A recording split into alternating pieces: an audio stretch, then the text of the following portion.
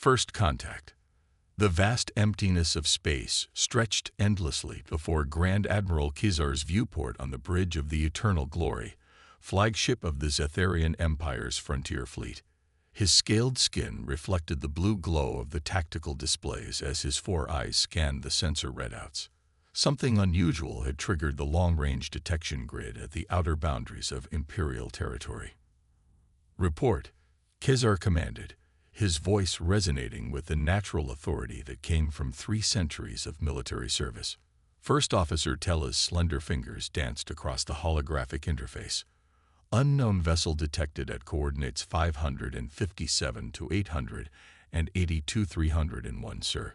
It's approaching the Viridian outpost at sublight speed." "Configuration?" Kizar asked, his crest rising slightly in curiosity. "Unidentified, sir. It matches nothing in our database." Tella paused, her head tilting in confusion. "It appears to be using some form of primitive fusion propulsion. The design is inelegant." Kizar moved closer to the main display as the computer generated a 3-dimensional model of the approaching vessel. It was indeed crude by Zetharian standards, all harsh angles and exposed structural elements without the flowing, biomimetic architecture that characterized proper Imperial ships. It looked almost cobbled together, like the first space vessels the Zetharians had built millennia ago. "Weapons assessment?" Kizar inquired, though he was already forming his own conclusion. "Minimal threat, sir," the weapons officer replied with barely concealed disdain. "They appear to be using basic particle accelerators and what might be crude missile systems. Nothing our shields couldn't handle with ease." Kizar nodded slowly.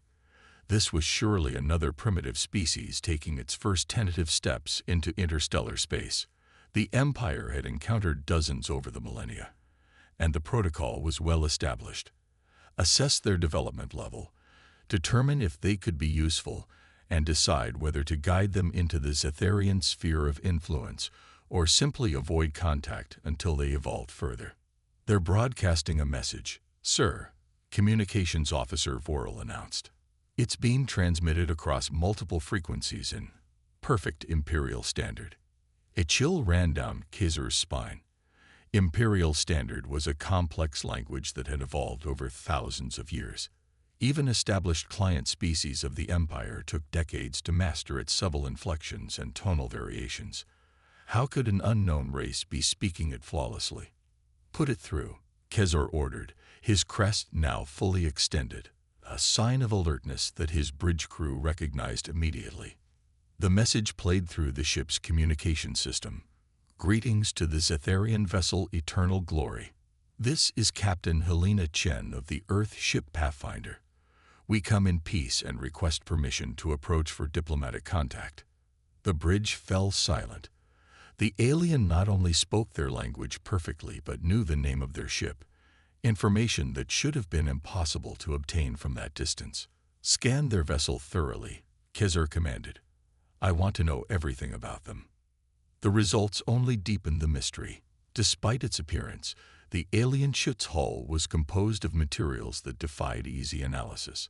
The power readings, which had initially seemed modest, remained suspiciously constant regardless of the ship's maneuvers, as if they were being deliberately regulated to appear less impressive than they actually were.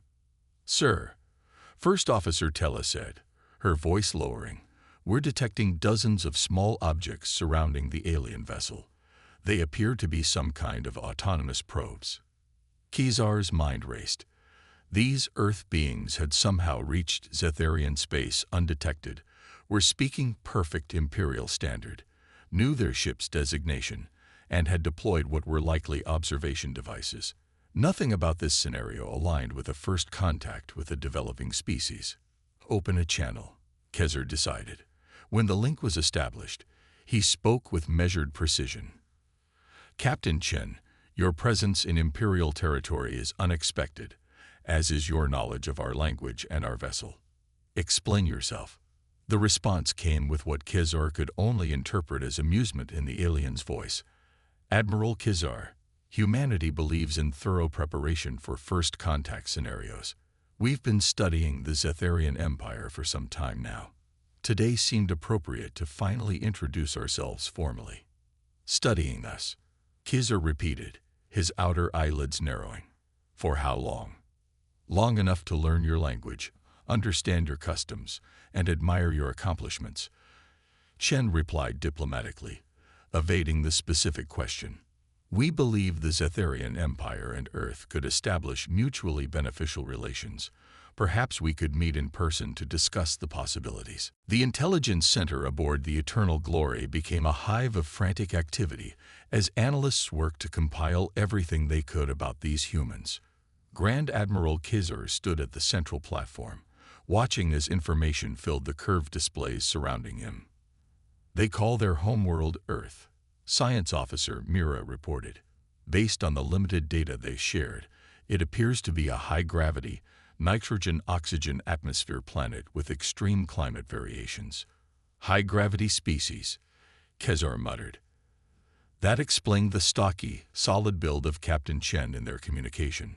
High-gravity species were typically stronger than Zetharians, a fact worth noting. Their history is concerning, military strategist Koth added, bringing up a timeline on the main display.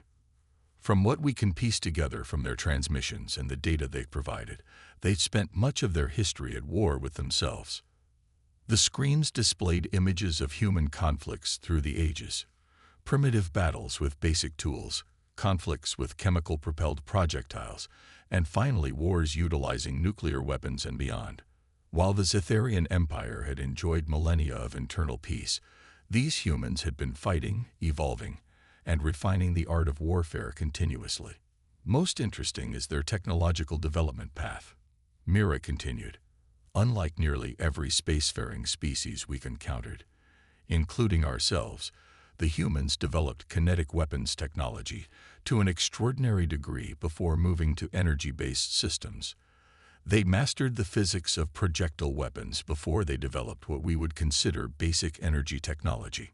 Kizar understood the implications immediately.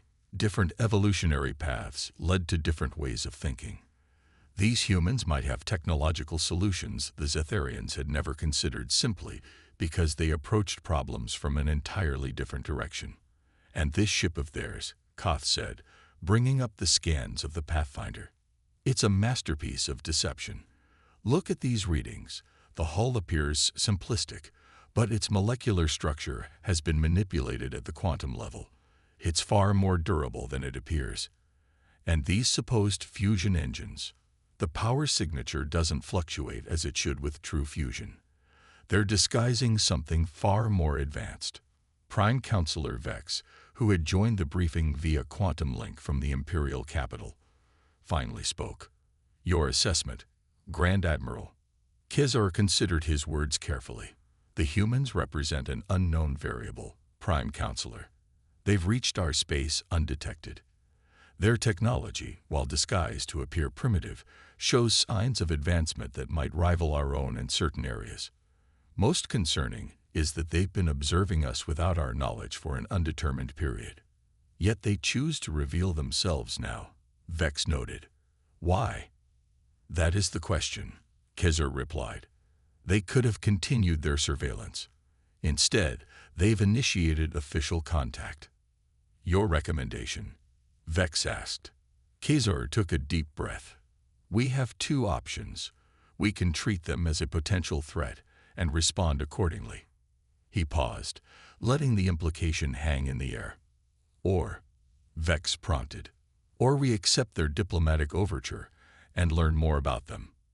If they wanted conflict, they could have struck without warning.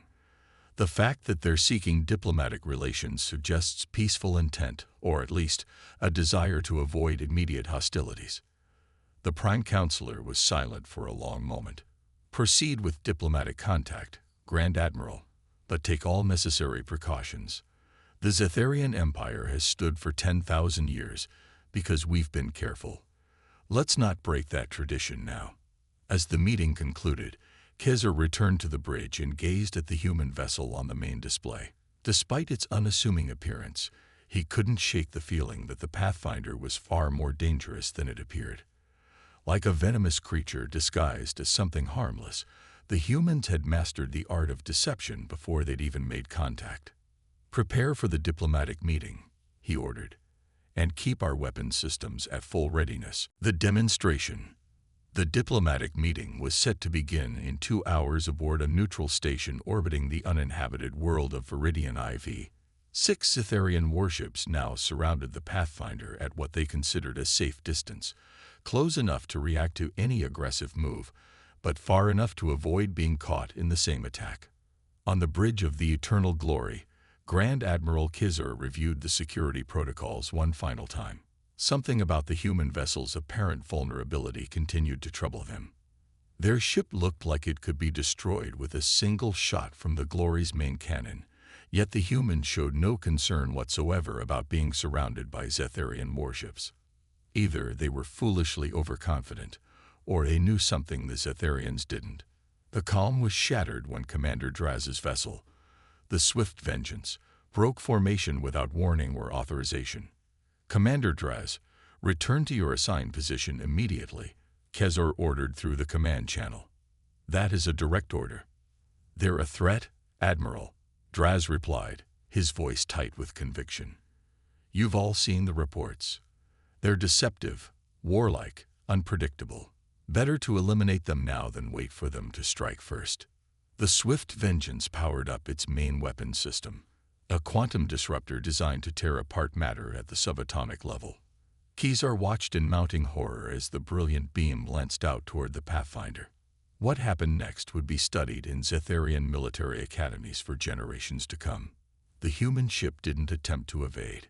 Instead, just as the beam was about to impact, the seemingly primitive hull of the Pathfinder shimmered with a subtle iridescence. The quantum beam struck the ship and simply vanished. No explosion, no damage, nothing. "Impossible," First Officer Tella whispered, echoing the thoughts of everyone on the bridge. Quantum disruptors were the pinnacle of Zetharian weapons technology. No known defense could stop them. They simply unraveled matter at its most fundamental level. Yet the human ship had apparently absorbed or redirected the attack without effort.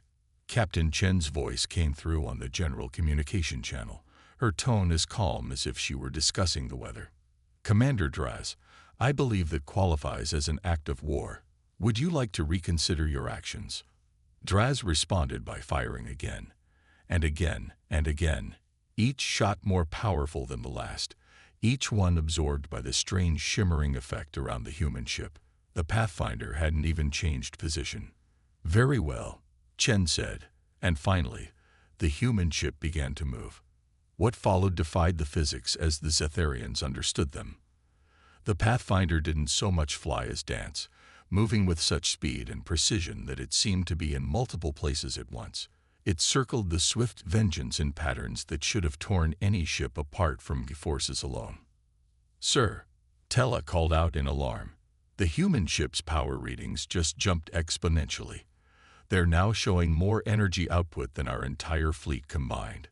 A new weapon emerged from the Pathfinder's hull, a simple-looking barrel that Kizar's tactical systems identified as a basic coil gun, a primitive kinetic weapon that accelerated solid projectiles using electromagnetic fields, except this one had been modified in ways their sensors couldn't comprehend. The human ship fired once, a single shot. The projectile moved at a velocity that the Zetharian instruments initially registered as an error. It simply wasn't possible for a physical object to move that fast. The round passed through the Swift Vengeance's supposedly impenetrable shields as if they weren't there and struck precisely at the junction between the ship's engine assembly and main hull. Instead of causing an explosion, it created a perfect circular hole about 10 centimeters in diameter. The Swift Vengeance's engines died instantly, leaving the ship drifting helplessly. "As you can see," Captain Chen's voice came again, "we could have done that at any time. Your shields are excellent against energy weapons, Commander Draz, but they were never designed to stop something as primitive as a physical round moving at relativistic speeds." The Pathfinder returned to its original position, as if nothing had happened. The entire incident had taken less than 30 seconds. "Captain Chen," Kizar said, breaking the stunned silence, You have our sincere apologies for Commander Draz's actions. I trust you understand he was acting without authorization. Of course, Admiral, Chen replied graciously. No harm done. Though I suggest you update your tactical databases. Humanity hasn't used simple coil guns in decades. What you just saw was our version of a quantum tunneling driver. We just made it look like a coil gun because, well, old habits die hard. Kizar finally understood. The humans hadn't just hidden their true capabilities. They had deliberately designed their technology to look outdated. Every seemingly primitive system on their ship was actually an advanced weapon or defense system in disguise. If I may suggest, Chen continued, we should proceed with our diplomatic meeting as planned. We have much to discuss. For instance, we'd be happy to help you develop defenses against kinetic weapons. In exchange, perhaps you could tell us more about your fascinating quantum communication systems. The diplomatic meeting proceeded in an atmosphere of newfound respect. The Zetharian delegation, led by Grand Admiral Kizar himself, approached the humans with considerably more caution than they had initially planned. The meeting chamber on Viridian Station was designed to accommodate various species with adjustable gravity and atmospheric settings. Captain Helena Chen led a small team of 5 humans, each specializing in different fields: science, culture, military, and diplomacy. Let me be direct, Captain. Kizar began after formal introductions were completed. Your demonstration earlier was enlightening. It raises questions about your intentions. Why disguise your true capabilities? Chen smiled, an expression that Kizar was still learning to interpret. Admiral, when you encounter a new species, do you immediately show them everything you're capable of? A fair point, Kizar conceded, but it makes trust difficult. Trust must be earned, Chen replied. We've studied your history, Admiral. The Zetharian Empire has a habit of guiding developing civilizations into positions of dependence. We wanted to ensure our relationship begins as one between equals. Kizar's crest flattened against his head, an involuntary sign of embarrassment that the humans undoubtedly recognized. The Empire's methods of incorporating new species were not always as benevolent as their official histories suggested. And now? He asked. Now we can speak honestly, Chen said. Earth is interested in peaceful relations with the Zetharian Empire. We believe our civilizations can benefit from each other. Your quantum technologies are centuries ahead of anything we've developed. Your biological sciences, particularly in genetic engineering, are impressive. And what does Earth offer in return? Prime Counselor Vex asked through his holographic presence. We have our specialties, Chen said, her eyes twinkling. Material science beyond anything you've achieved. Propulsion systems that don't rely on conventional physics. And as you've seen, weapons technology that approaches problems from directions you haven't considered. Science Officer Mira leaned forward. Your ship's defensive system, the one that neutralized our quantum disruptor. How does it function? Dr. Sanjay Raman, the human science officer, smiled. We call it a phase shift envelope. It temporarily shifts anything within its field partially out of normal spacetime, allowing energy weapons to pass through harmlessly. The Zetharian scientific delegation broke into excited whispers. Such technology had been theorized, but never successfully implemented in their civilization. We propose a limited exchange of technologies, Captain Chen continued. Nothing that would compromise either of our civilization's security, but enough to demonstrate good faith and establish the groundwork for broader cooperation. The negotiations continued for hours, with both sides carefully feeling out the boundaries of this new relationship. The humans were willing to share significant technological insights, but were clearly holding back their most advanced capabilities, just as the Zetharians were. As the meeting concluded, Kizar approached Chen privately. There's one question you haven't answered, Captain. How long have your people been observing us? Chen met his gaze steadily. Longer than you'd be comfortable knowing. Admiral, let's leave it at that. The Alliance, 3 weeks after the first official contact between humanity and the Zetharian Empire, a tentative partnership had begun to form. A small human delegation had established a presence on Viridian Station, while Zetharian representatives had been invited to visit Earth's orbital diplomatic facility. Grand Admiral Kizar stood in his private chambers aboard the Eternal Glory, reviewing the latest intelligence reports. The humans had been surprisingly forthcoming with certain technologies, particularly their advanced materials science, while maintaining firm boundaries around others. Most intriguing were their propulsion systems, which seemed to operate on principles that defied conventional understanding of physics. His contemplation was interrupted by an urgent communication. "Admiral, long-range sensors have detected multiple unidentified vessels entering the Viridian system," First Officer Tella reported, her voice tense. "Configuration matches Vex collective signatures." Kizar's blood ran cold. The Vex, a highly aggressive, hive-minded species from beyond the Empire's eastern frontier. Previous encounters had been brief but violent, with the Vex demonstrating technology that matched or exceeded Zetharian capabilities in several areas. "Battle stations," Kizar ordered, moving swiftly to the bridge. "Alert all vessels in the sector, and inform the humans they should withdraw to a safe distance." The main display showed dozens of Vex ships approaching rapidly, sleek, organic-looking vessels that seemed to flow through space rather than simply travel through it. Their hulls resembled polished obsidian, absorbing light rather than reflecting it, making them appear as moving voids against the starfield. "They're broadcasting, sir," Communications Officer Vorel announced. "Standard Vex ultimatum. Surrender or be destroyed." "Ignore it," Kizar commanded. "All ships, defensive formation Theta. Prepare for combat." The Zetharian fleet, consisting of 12 warships including the Eternal Glory, arranged themselves to protect Viridian Station. It was a formidable force, the pride of the Imperial Navy, but they were outnumbered nearly 3-1 by the Vex Armada. To Kizar's surprise, the human ship Pathfinder moved to join their formation rather than retreating. "Captain Chen, this isn't your fight," Kizar said over the secure channel. "The Vex Collective is a dangerous adversary." "We're aware of the Vex, Admiral," Chen replied, "and we don't abandon allies. Besides, we have a vested interest in preventing them from gaining a foothold in this sector." Before Kizar could respond, the Vex attacked. Their weapons, energy lances that tore through space with coruscating brilliance, struck the forward Zetharian vessels with devastating precision. 2 Imperial ships were critically damaged in the opening salvo. "Return fire," Kizar ordered. The Zetharian fleet responded with a barrage of quantum disruptors and graviton implosion devices, but the Vex ships seemed to anticipate their tactics, shifting position with uncanny coordination to minimize damage. "Sir, we've lost the Vigilant and the Dauntless," Tella reported grimly. The Indomitable reports critical systems failures.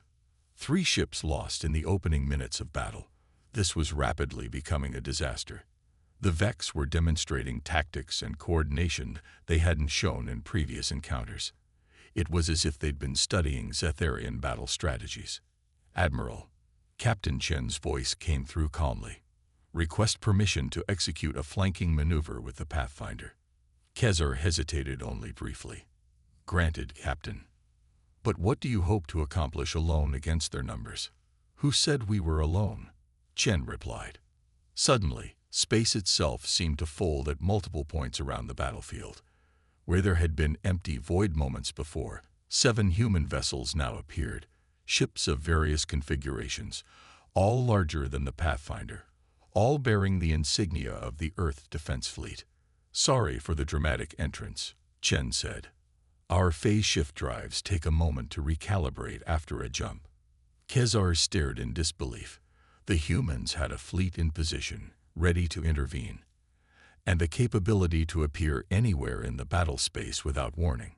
How many other human ships might be lurking nearby, hidden by their phase shift technology? The Vex response was immediate and predictable. They diverted a portion of their forces to engage the new threat, spreading their attention. "Now, Admiral, Chen urged, hit their command vessel while they're adjusting their formation. The battle that followed would become legendary in both human and Zetharian military histories. The human ships moved with impossible agility.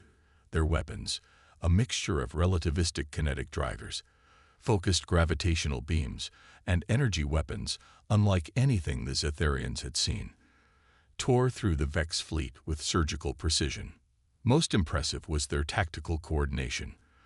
The human vessels seemed to anticipate not only the Vex movements, but also the Zetharian responses, creating a synchronized dance of destruction that left the Vex unable to establish an effective counter-strategy. When it was over, the remaining Vex ships fled, jumping to faster-than-light speeds with their wounded command vessel limping behind them. The combined human-Zetharian fleet had suffered losses. 2 Zetharian vessels destroyed, 3 more severely damaged, and 1 human ship, the Defiant, crippled, but the victory was decisive. In the aftermath, as recovery operations began, Grand Admiral Kizar invited Captain Chen and the commanders of the human vessels to the Eternal Glory for a debriefing. You knew the Vex were coming, Kizar stated, looking at the assembled human officers.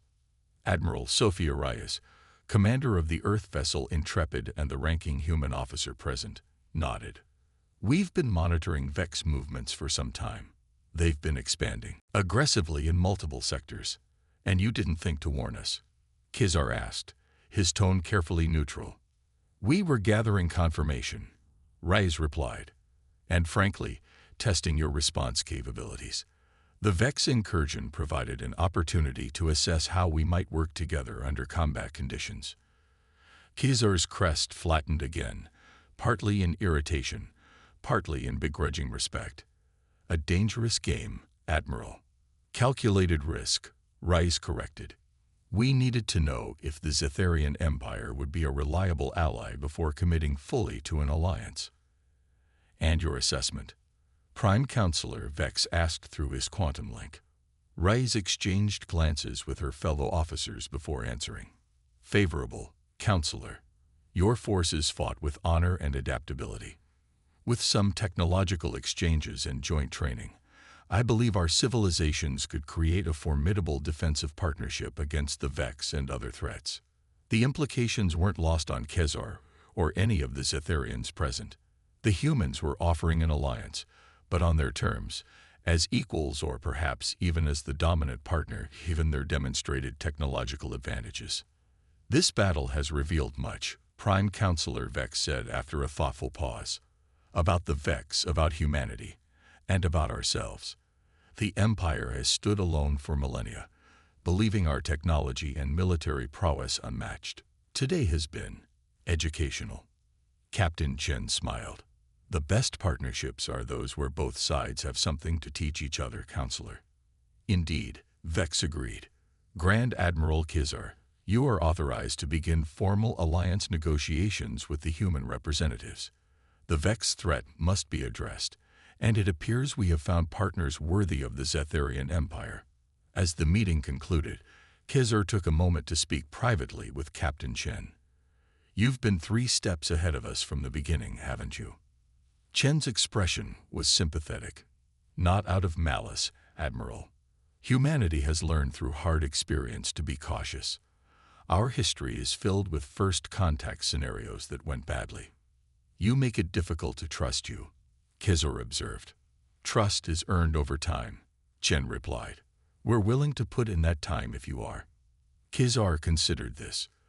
The humans who designed your ships, making them appear primitive while hiding advanced technology. They think differently than we do. It's a human trait, Chen said. We've always been good at appearing to be less than we are. In our early history, it was how smaller human tribes survived encounters with larger ones. That instinct never really left us, even as we reached for the stars. Deception as a survival strategy, Kizar mused.